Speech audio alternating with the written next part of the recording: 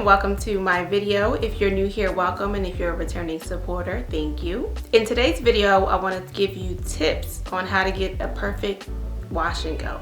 Okay, so I was inspired to do this video because I've received messages, I've had people thank me and say that I've inspired them on achieving a successful wash and go. So that really makes me feel really good, and I'm glad that I can help people to achieve the looks that they want with their hair. So that's what inspired me to do this video, so I'm very grateful and thankful for those messages. So keep them coming. If I've helped you, please let me know. I love to hear those messages because it's the reason why I do these videos. With that said, let's move on to the 5 tips on how to achieve the perfect wash and go. But first, don't forget to subscribe and hit that notification button so that you're notified each time that I post.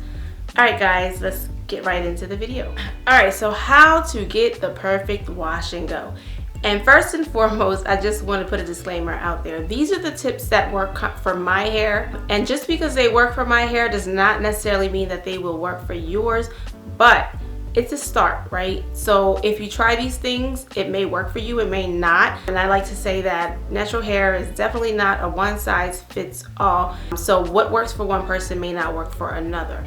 But try it out and see if it works. It may work. So I'm not saying this is 100% guarantee to work, but these are the tips that help me to achieve a perfect wash and go, and that has helped others based on the comments and messages that I received. So I just want to share that.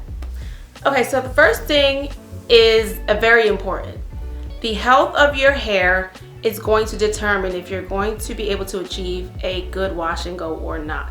And I say health, meaning if you have heat damage or if you have color damaged hair, if you're not taking good care of your hair and your hair is not in good health, it's going to be very difficult for you to achieve the wash and go that you desire. Most people, when they want to wear their hair in a wash and go, they're looking for a good definition. They're looking for a nice, healthy looking hair. And everyone's hair texture is different. So I'm not saying that if you do these steps, your wash and go is you're gonna have the best curl definition. Everyone's curl definition is different. Some people have a looser curl, some people have a tighter curl, some people have, somewhere in between. So depending on what your hair type is, that's the result that you're gonna get for your wash and go. So yeah, health is very important, but just remember that your hair type is also going to determine your result for your wash and go. Okay, number 2, so the products that you're using. It's important that the products that you're using are compatible with your hair. We have so many different hair types: low porosity, high porosity, 4A, 4B, 4C, the 3s. So there's so many different hair types out there, and products, like I said for the first tip, everything does not work for everyone. So the products that you're using needs to be compatible with your hair. And then you need to come up with a method that works for you, and I'm gonna go into that a little bit later in the video.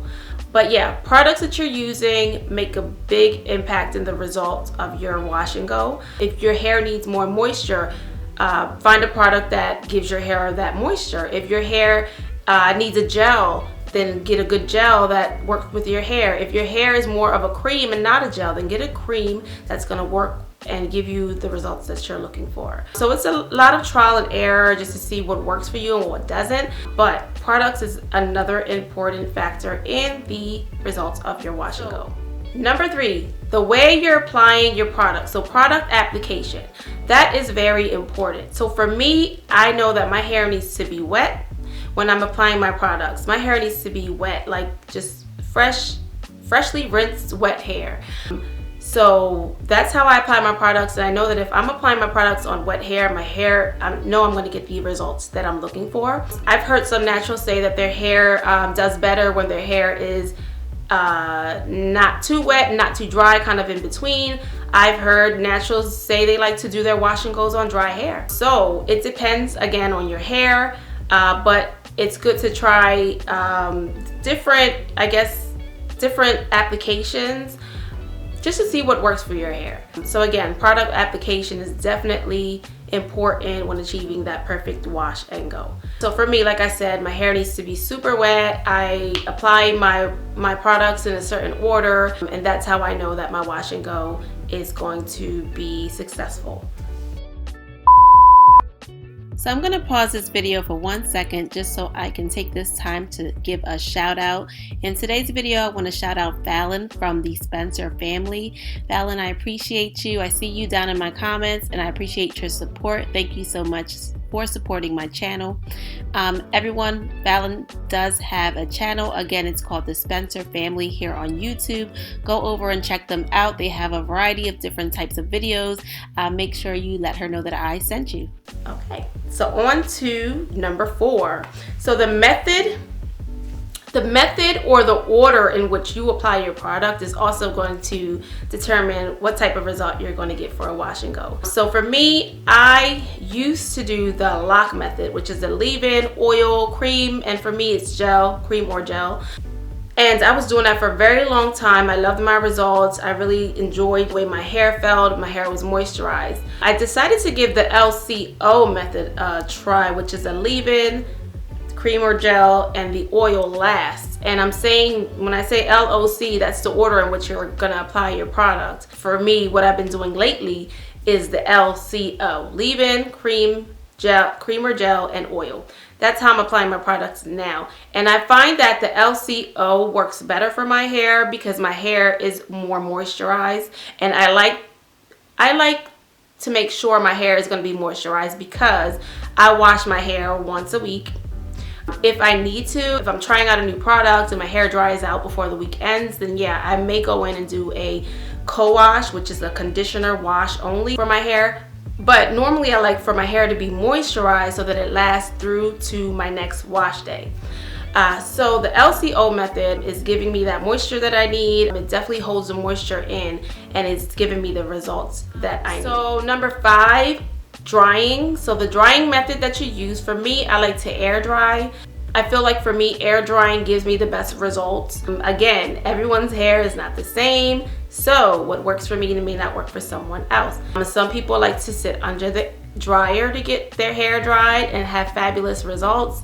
Some people like to use a diffuser and have fabulous results, and I've done that before. I actually have an older video of me using a diffuser for my wash and go, and I've had great results. I like to air dry because it gives me more free time to do things around the house, and I'm not kind of stuck, you know, holding a tool to dry my hair or sitting under the dryer. I like to do things while my hair is drying. The way my life works, I don't really have time to sit under a dryer, so I've just been air drying. But I do like using the blow dryer and diffuser attachment. That is also a very good way for me to get the results that I like. So again, if you want to see the video on how I diffuse my hair, I will link that somewhere or put it in the description box and you can take a look at that. So guys, those are my 5 tips for getting the perfect wash and go. I really hope that these tips help somebody out there with their wash and goes. So if there's anything else that you would like for me to give tips on, make sure you comment down below.